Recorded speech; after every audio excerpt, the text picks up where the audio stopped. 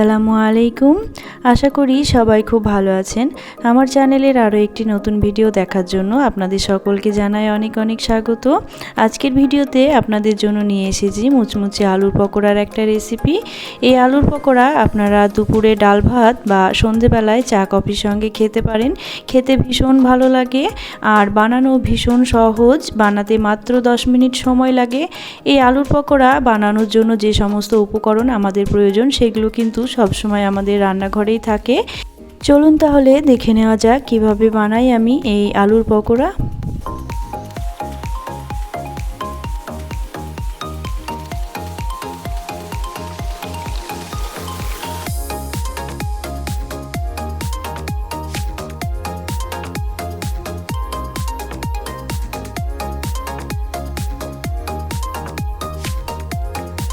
আলুর পকোড়া বানানোর জন্য এখানে আমি 3টে আলু নিয়েছি।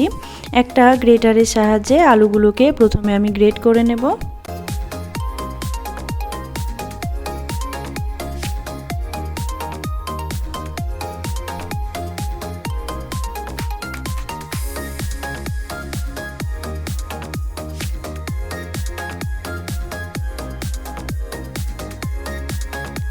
তিনটে আলুই এখানে আমি খুব ভালো করে গ্রেট করে নিয়েছি। দেখতেই পাচ্ছেন খুব সরু সরু করে কিন্তু গ্রেট করেছি এখানে একটা সরু ছিদ্রযুক্ত গ্রেটারের সাহায্যে। আলুটাকে এখন খুব ভালো করে ধুয়ে পরিষ্কার করে জল ঝরিয়ে নেব, শুকনো করে নেব একেবারে। এখন এর মধ্যে দিয়ে দেব দুটো পাতলা করে কেটে রাখা পেঁয়াজ, তার সঙ্গে দেব ঝালের জন্য দুটো কাঁচা লঙ্কা। আপনারা চাইলে এখানে লঙ্কার গুঁড়োও ব্যবহার করতে পারেন। তার সাথে দেব 1 চামচ আদা রসুন বাটা, হাফ চামচ হলুদের গুঁড়ো, আর দেব 1 চামচ ধনিয়ার গুঁড়ো, 1 চামচ জিরের গুঁড়ো, আর দেব স্বাদ মতো লবণ। তার সাথে দেব 1 চামচ গরম মশলার গুঁড়ো আর 1 চামচ চাট মশলা। তার সঙ্গে দিয়ে দেব এখানে একটা ডিম। যদি ডিম না দিতে চান সেক্ষেত্রে ডিমটা অ্যাভয়েড করতে পারেন, তবে দিলে বেশি ভালো হয় পকোড়াটা। তার সাথে দিয়ে দেব এখানে 2 চামচের মতো কর্নফ্লাওয়ার, আর দেব মোটামুটি 3 থেকে 4 চামচের মতো বেসন। শেষে দিয়ে দেব বেশ কিছুটা পরিমাণে ধনেপাতা কুচি। ধনেপাতা দিলে কিন্তু পকোড়া টেস্টটা ভীষণ ভালো হয়। সব কিছু দেওয়া হয়ে গেলে পরে হাত দিয়ে খুব ভালো করে এটাকে মেখে নিতে হবে।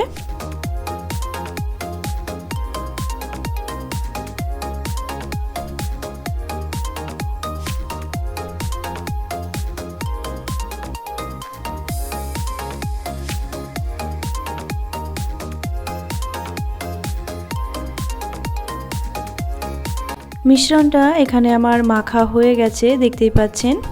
এখন চলে যাব সরাসরি পকোড়াগুলো ভাজার জন্য। তার জন্য এখানে আমি গ্যাসে একটি কড়াই বসিয়ে দিয়েছি, তাতে দিয়ে দেব পরিমাণ মতো সাদা তেল।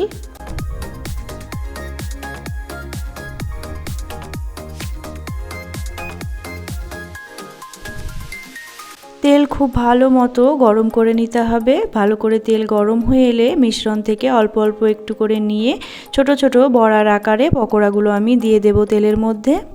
পকোড়াগুলো দেওয়ার সাথে সাথে কিন্তু একেবারে উল্টে দিতে যাবেন না, এতে করে পকোড়াগুলো তেলের মধ্যে ভেঙে যেতে পারে।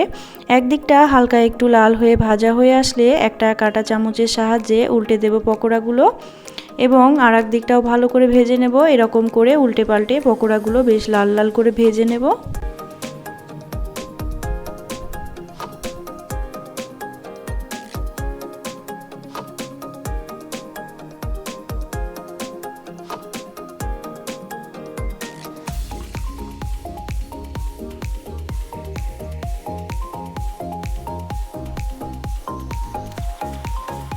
আমার আলুর পকোড়াগুলো এখানে কিন্তু প্রায় ভাজা হয়ে এসেছে। ভালো করে উল্টে পাল্টে পকোড়াগুলো এখন আমি তুলে নেব।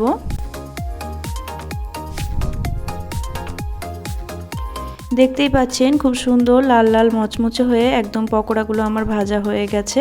এখন পকোড়াগুলো তুলে রাখবো একটা প্লেটের মধ্যে। তারপর ওই একই তেলে বাকি পকোড়াগুলো আমি ভেজে নেব।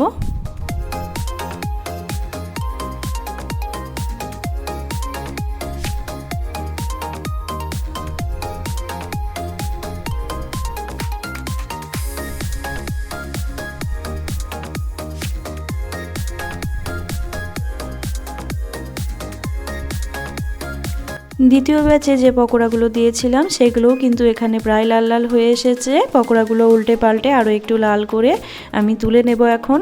দেখে নিশ্চয়ই বুঝতে পারলেন যে এই আলুর পকোড়াটা বানানো কতটা সহজ। বানানো যতটাই সহজ, খেতে কিন্তু ভীষণ মজাদার হয়। অবশ্যই এভাবে ট্রাই করে দেখতে পারেন, সন্ধ্যেবেলায় চায়ের সাথে খেয়ে ভীষণ ভালো লাগবে। যদি ভালো লাগে এই রেসিপিটি তাহলে অবশ্যই একটি লাইক, শেয়ার, কমেন্ট করবেন এবং চ্যানেলটি সাবস্ক্রাইব করে পাশে থাকার অনুরোধ রইল এবং পাশে থাকা বেল আইকনটি প্রেস করতে ভুলবেন না, যাতে করে আমার পরবর্তী যে কোনো ভিডিওর নোটিফিকেশন সবার প্রথমে আপনার কাছে পৌঁছে যায়। Thank you.